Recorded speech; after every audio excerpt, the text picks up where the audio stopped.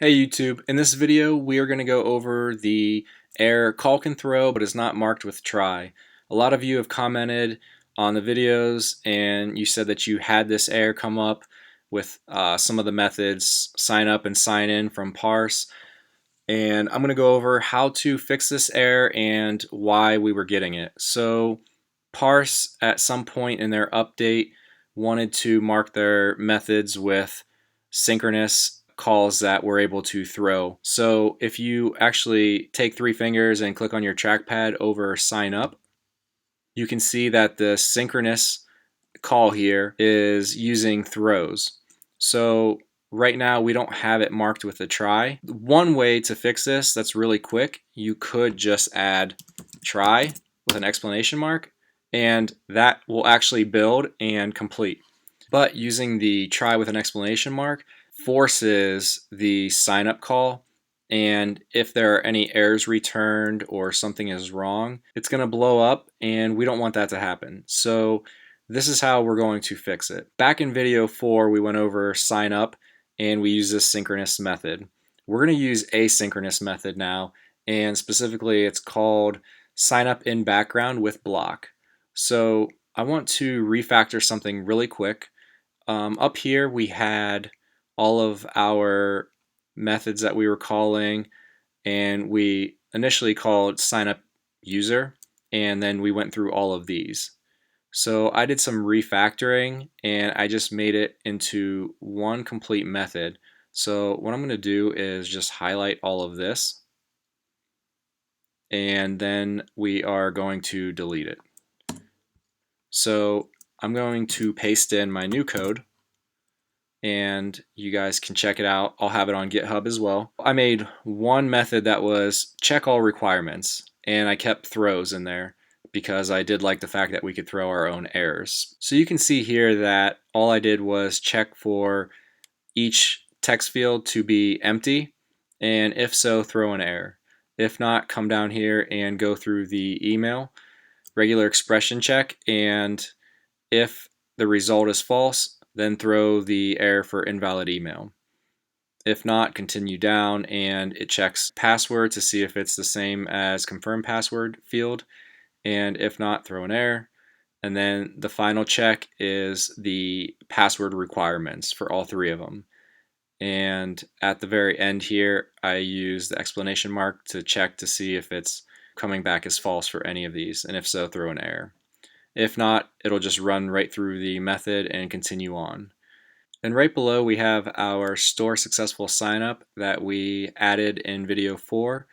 So what I want to do is actually refactor this and use our asynchronous method here. So this whole entire section here, I'm going to add in the code that I had refactored, and here we have let user equals pfuser still, and I took out the return for the bool, and we're going to add in a completion handler here. So what we want to do is type in completion with a colon, parenthesis, and here we can add in some variables that we want to assign to and call back on our actual signup view controller. I'm going to add in two variables, which really we only need one of them, but if you guys wanted to use the other one, I'm just going to show you how to do it anyways. I'm going to type in result, and you guys can name this whatever you wanted to, but I'm just going to name mine result. And I'm going to assign that as pfuser with a question mark. Then we're going to type in success, and that's going to be a bool, and then end parenthesis, and we got a minus sign and greater than, and we're going to type in void, and now we have our completion handler right here. Let's get that deleted. Here we have our sign up. We want to take this out. Actually, all of this we want to take out and remove. Okay, in the asynchronous method that we're going to use, we're going to type in user dot and then sign up in background with block. I'm just going to hit tab, and our block is going to be similar of what we just did in this function that we're using. So let's add a curly bracket and parenthesis, and another parenthesis and a curly bracket, and then let's go back into the parentheses and add in success as a bool, comma, error as NSError, and that has a question mark, and another arrow over with void in, and then you can go ahead and hit enter, and we do need a parenthesis at the end of the last curly bracket there, and enter again, tab over, and if you guys want to ever see what's being returned or any type of information on the asynchronous call or any method from Parse, use your 3 fingers to tap the scroll pad, and you can see here where the block is. It suggests that you use bool succeeded NSError as error. This is Objective C, and they do have Swift code on their site now, so you'll be able to see that, but this would be the equivalent in Swift using success bool error and NSError still. So let's go ahead and finish this up. We're going to type in if success, and that's equal to true, then curly bracket, enter, and now if it is success, when it completes the asynchronous call, it'll eventually hit the success here, and once it does, we want to call our completion handler and go ahead and do a parenthesis, and then here we're going to fill in the rest, so just hit tab, and the first thing is the PF user. So in this situation, up top we added PF user, and like I said, you don't have to have this. You could just have success and bool, and then that's all you would be returning here, but I just wanted to show you guys that you could return a user if you wanted to do more with a user once it's returned. So you could do PF user dot current user, exclamation mark, and then hit tab, and for success we're going to type in true, and then you want to type in else, curly bracket, and completion again, parentheses, tab, and this time we're going to type in nil, tab, and false. And notice that I just passed in nil because we don't have a current user, so we don't want to obviously try and call current user because it's not going to return anything. And here, the reason I added this question mark was because we wanted it as an optional, and you can't return nil if it's not an optional. So that's why I added the question mark there. And the last thing I want to do is change this to save user async. So I like to name the methods with async. That way I know that I'm calling an async method. Our asynchronous call right now is complete. Everything's refactored. You can see it's a lot cleaner, a lot better looking. It's very readable, and we only have 2 methods right here that we are using. Let's go ahead and hit Command S. I'm going to save that, and let's go into our signup ViewController. Here I put in a block of comments here for async signup function that I'm going to be adding right here, and you can see the code from video 4 is right here below.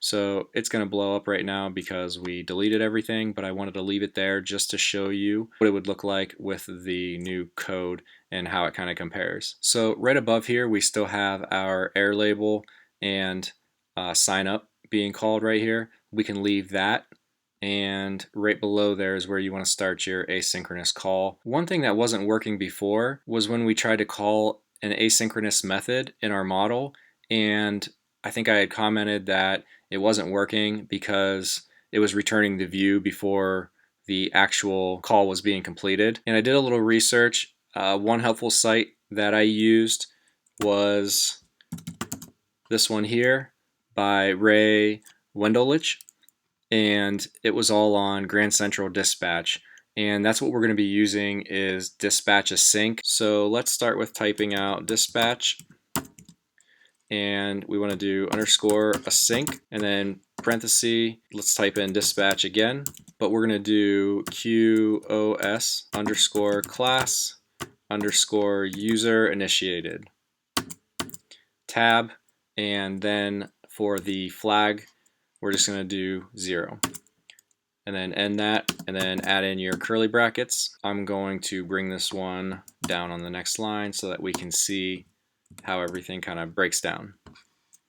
So let's hit enter again, And let's make sure we have another parenthesis here.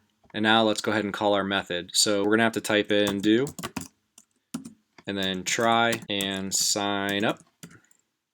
Dot, and then check all requirements and hit enter, and then come down here and let's type in our catch. Let's do let err as err. Now here we're going to do a dispatch async to the main queue. So let's type in dispatch underscore async, and then type in dispatch again underscore get underscore main, and then queue with parentheses, and then you want to do curly brackets, and inside these we're going to type self dot error label dot text equals error dot description. So dispatch async and get main queue, what this is going to do is assign to the main queue instead of the global queue. And the reason why we want to dispatch to the main queue is because that's where all of the UI updates need to be made. And make sure you have a parenthesis at the very end here to complete the dispatch async. Now let's go down to this curly bracket and type in catch again, because we have to handle any default type of errors. And if you don't, then it's going to throw an error to the side there, but let's handle that now. So let's add curly brackets, and let's just copy the text that we already put in up here, and we're going to be calling dispatch async again, and this time we are going to update with just our default error. So let's just copy this and we'll put it up here, and now we have all of our errors handled. So when check all requirements throws an error, it's going to be caught here, and right away the main queue is going to update our view and then be returned after that. And now let's call our async method that we created. So let's say sign up dot, and then save user async, and here's our completion handler, and you can just double click on this and it'll add it in for you. And your code, you can start typing in if success curly brackets, and let's copy the code from below that we already had set up and paste it in there. So this is where we're going to call the alert sign up success and present the ViewController. We have to add in self anytime we are in a completion handler, and that completes the asynchronous call. So let's delete this because we don't need it anymore. And now let's go ahead and run our app real quick and make sure everything's working.